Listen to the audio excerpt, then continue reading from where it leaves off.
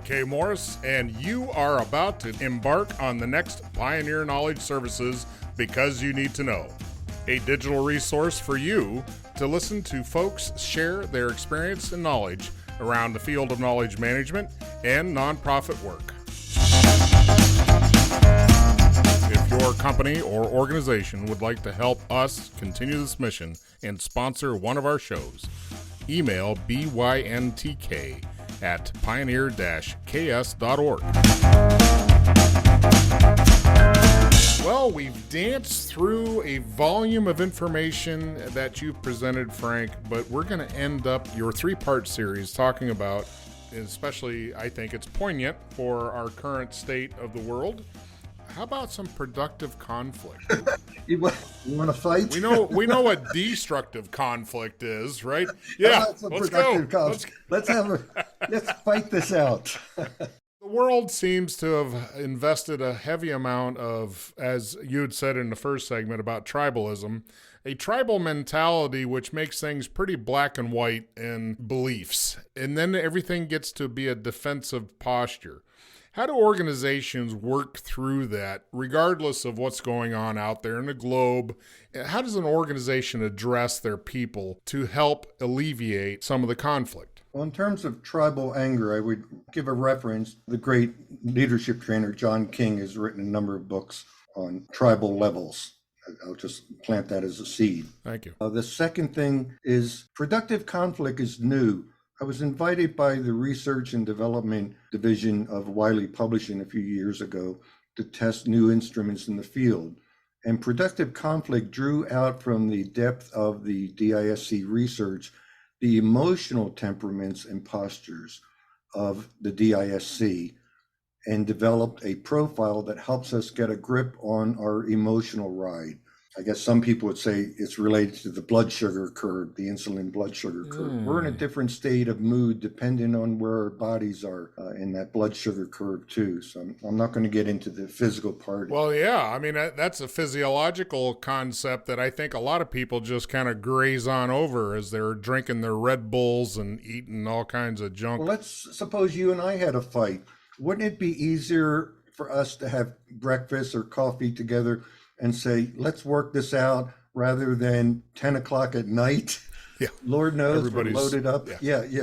Our emotional dollars are spent for the day, and Lord knows where our blood sugar is at that point. You know, and you bring up a point that I learned a long time ago, that it is okay to deflect a conflict for later. And it's kind of a corporate concept when you say, we're going to table that for now. Or you know what? That's a hot topic right now. I don't have the energy around that. Let's table it and schedule a time for tomorrow or Thursday. And it kind of, here again, it de-energizes that thing a little bit. I will say, honestly, I had the opportunity to spark and lose my temper once with a very valued friend and mentor. And I realized it was more important for me to express my anger and to vent and to get back to the subject. So my friend did the right thing and said, Frank, you're tired. Go to bed. It was late. and we did. And the next day I apologized for the temper and we got back on track. That's a good observation. You know, when you've got somebody that's your counterpart that can observe and has observed your behavior over time. I have a certain somebody that knows when I'm hungry and angry or grumpy. It's like, all right, you need to eat something because you're a little out there. We can take a tip from the 12 Steps program, the famous 12-step program developed by Bill W. and Bill C., I forget. And that is stop whenever you're HALT, H-A-L-T, hungry, angry, lonely, or tired. Just pause. Be aware of the environment. Yes. But once again, this is not about conflict resolution. It's about reading yourself and your own first thoughts. Being aware of when you receive an ego bruise, what is it you're saying to yourself? What is that impulsive self-talk? For myself, as I explained in an earlier session, I have a tendency, I hate to say, I have a tendency to sulk when I'm not in the limelight, if I'm not on stage, if I have to, rotate the role and be the sergeant at arms today instead of the speaker. I must calm myself first. That's the very first rule. Just like in martial arts, before you go into a fight, you don't go in with a rage, you go in calm, with a calm mind, so that your reflexes can automatically make the right decisions. Similarly, with approaching conflict with someone, as difficult as it might be because of hurt or angry feelings, it's important to indulge in meditation. And I don't mean just being silent, but really practicing meditation, calming and trying to get to that place that's of no thought. It's that space between this thought and that thought. And calming oneself can actually bring peace to the other person too. And you won't be so easily triggered by insults or keywords that hurt. So how does an organization adopt what it sounds like a Zen environment? Yamaha used to send their motorcycles over here in the 80s. I don't know if the policy's still here, when we were fascinated with the art of Japanese management, which was really ideas that were given by Deming. The instructions said, open the box, lay out your tools in pieces, and then sit quiet for a few minutes. Settle yourself before you begin the job. What a good idea. So how do you institute that? Other than when you've got an organization of that structure, if you've got a 5-person organization, small nonprofit, let's say, how does a nonprofit of a small stature be able to engage productive conflict and maybe they're surrounded by tactical operations where there's no time for such reflection? Very good question. If there's no time for the reflection, if I was actually treating this group, a 5-person nonprofit, I would have them read their profile at home alone and spend time not just on the basic level of interpretation, because there's actually 3 levels of interpretation. There's the typical signs and signals, the strengths and weaknesses. There's the interpersonal piece. And then there's the deeper motivations, which are oftentimes what we call hidden thoughts. So if we want to learn about how we react in conflict, we must first look at our behavior, identify the associated self-talk. Oh, they don't like me. They're not giving me the microphone. And then reframe that, consciously think, what else? How else could I look at this? Oh, they're not giving me the microphone because Joe still needs to conclude what he's talking about, or Mary needs to make a point, or I am really not needed in this conversation. I should just be patient. So having that discipline of checking our first thought, our first impulsive, instinctual thought, these thoughts are revealed in the podcast assets that are built into an online platform whereby these 5 people could first study themselves, but they can also map out the entire team. And before they even meet for training, they could see where everyone else lands on that circumplex.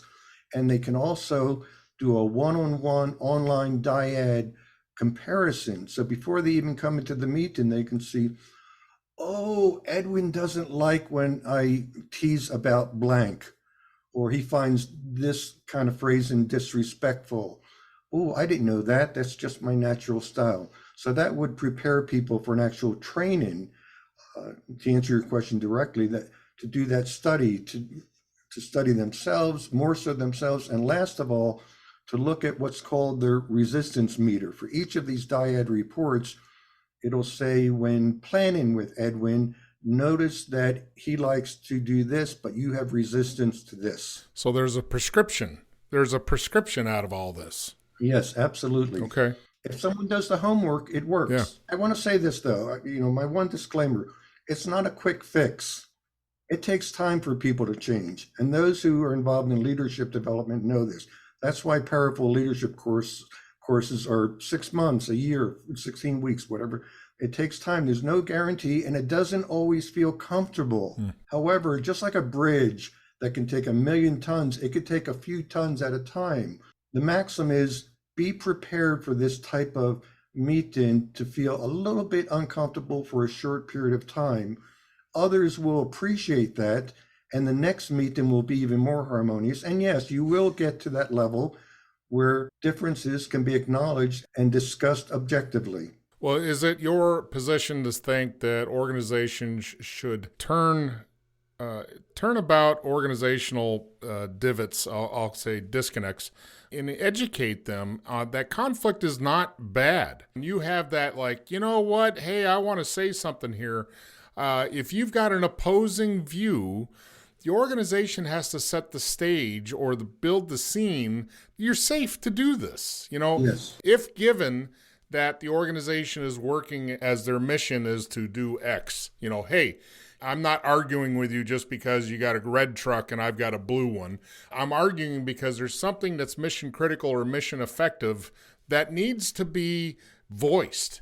And so I think there's a character flaw. I want to say flaw. There's a character lack in some people that can see things, they observe things, they feel things, but they will not voice anything because they're fearful. You're actually describing the pure C, the one that doesn't want conflict. Now, none of those styles like conflict, but they approach it in different ways. The S's and C's particularly don't like conflict. But if you're inviting me to a team meeting, the 5 people at the nonprofit, and we know we're going to discuss differences, and you open it up, you're the leader, with saying, above all else, let's agree to certain principles. One is mutual respect. The second one is total listening. Let's be silent for at least 30 seconds after someone speaks, because sometimes a speaker is collecting their thoughts to make a summary statement, or perhaps we need to absorb it. But let's not speak immediately and have another one of those stupid meetings where people just take turns talking. Yeah. They don't really listen and help the other person reach the depth of what they're discussing. The third thing is patience and safety. If a manager, if a leader creates an environment of safety, then the actual process of productive conflict will work. So what's the definition of productive conflict? Do you have one there? Yeah, there's 6 steps to it. The first one is focus on the issue, not the person. Or as Gandhi might have said, fight the problem, not the person. Secondly, communicate openly and honestly. You have a right to your feelings, no matter how crazy they are or what Freudian trigger they hit. You have a right to your feelings. Wait a minute now. You don't have to listen to the internal imprint voice of whoever that childhood voice is saying, oh, you shouldn't be crying. You shouldn't be this. You shouldn't be that. No. Feelings are the richness of experience. Anger is not a bad thing. It got such a bad rap. Just like D's here, the D's are biased oftentimes. The other 3 seem friendly, but we pick on those. But no reason for that. What's wrong with conflict? It happens all the time. Geez, my family is the family that puts fun into dysfunctional.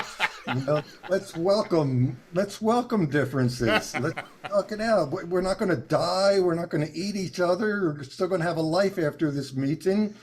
And what's the worst that happens? That we realize we said something stupid or we misspoke. And I think the intensity of fear around conflict is so exaggerated. But exacerbated, right? It's exacerbated by all those social constructs that people grow up with. I was taught as a child, don't fight, and then I was taught to fight. How crazy making is that? So now I know, I know we had, in talking to my hypothetical other, I would say, I know we're in conflict, but let's fight the problem. Let's not have this be something that stays on our grudge file, that comes up in our memory. Hating another person or holding a grudge or holding a list of judgments about someone else is like renting your headspace to someone that could be better put to be in present now and to be focusing on future goals. I want to share with you 6 things that are important to productive conflict. I've already mentioned focusing on the person, not the problem, communicating openly and honesty, seeking common ground. Once again, that could be the thinnest thing. We both love pizza, whatever.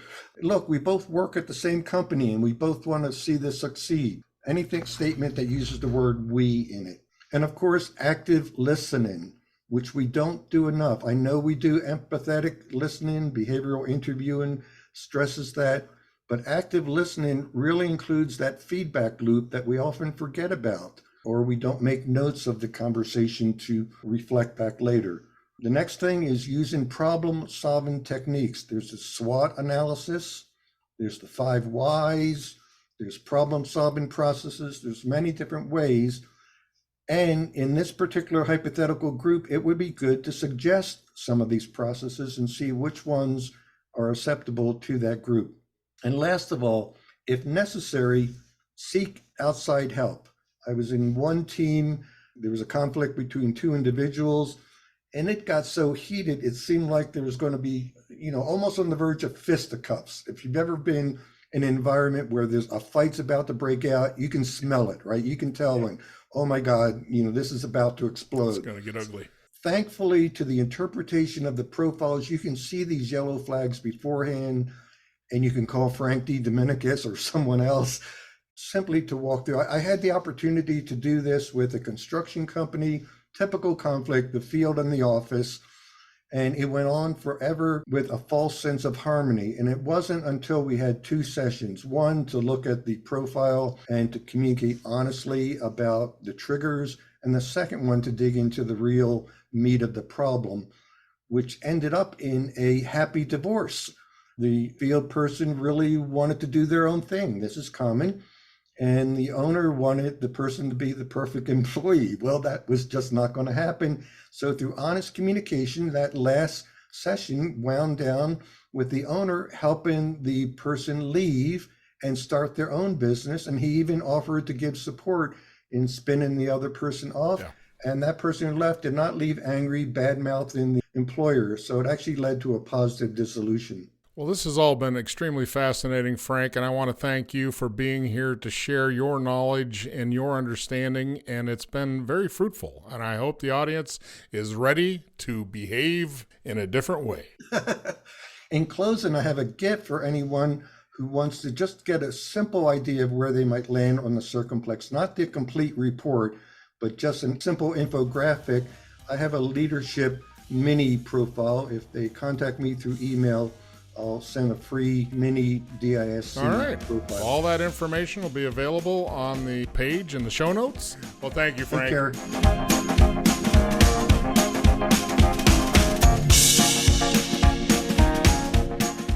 You have just finished our latest Because You Need to Know, a public service of Pioneer Knowledge Services. Please join us on LinkedIn and find us at pioneer-ks.org.